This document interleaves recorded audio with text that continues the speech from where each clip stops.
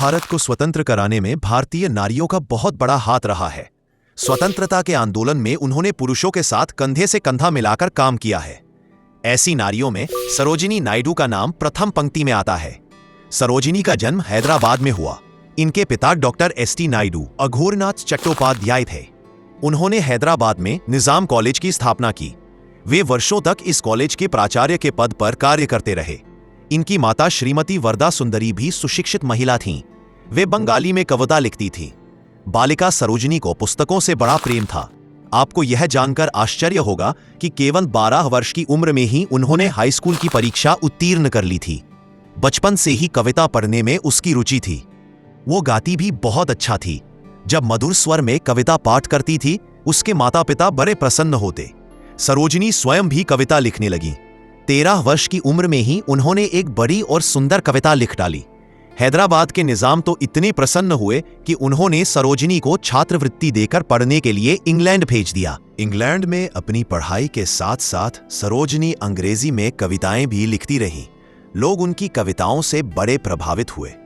England से लौटने पर सरोजिनी ने श्री गोविंद राजलू नायडू से शादी कर ली। उन दिनों सारे देश में स्वतंत्रता आंदोलन छिड़ा हुआ था। भला सरोजिनी पीछे कैसे रहती? वे भी आंदोलन में कूद पड़ी। उन्होंने अन्य नारियों को भी आंदोलन में भाग लेने के लिए प्रोत्साहित किया और देश के सभी भागों में घूम घूमकर जनता को स्वतंत्रता का संदेश दिया। 1932 में महात्मा गांधी ने नमक सत्याग्रह आंदोलन प्रारंभ किया। उस समय सरोजिनी नायडू ने बड़ी कुशलता से नमक सत्याग्रह आंदोलन चलाया। स्त्री पुरुष बालक वृद्ध सभी ने उनके नेतृत्व में नमक बनाकर आंदोलन को सफल बनाया।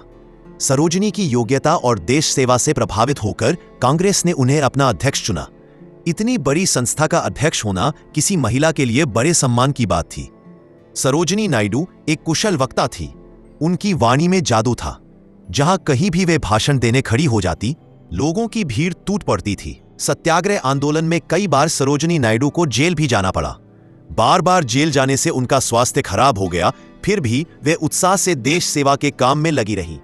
जब देश स्वतंत्र हो गया, सरोजिनी नायडू को उत्तर प्रदेश का राज्यपाल बनाया गया, जिन्हें स्वतंत्र भारत की पहली महिला राज्यपाल के नाम से जाना गया। सरोजिनी नायडू केवल देश सेविका ही नहीं थी, बल्कि एक प्रसिद्ध कवयित्री भी थी।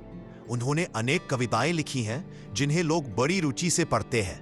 वे मधुर स्वर से कविता पाठ करती थी। यही कारण है कि लोग उन्हें भारत कोकिला के रूप में जानते हैं।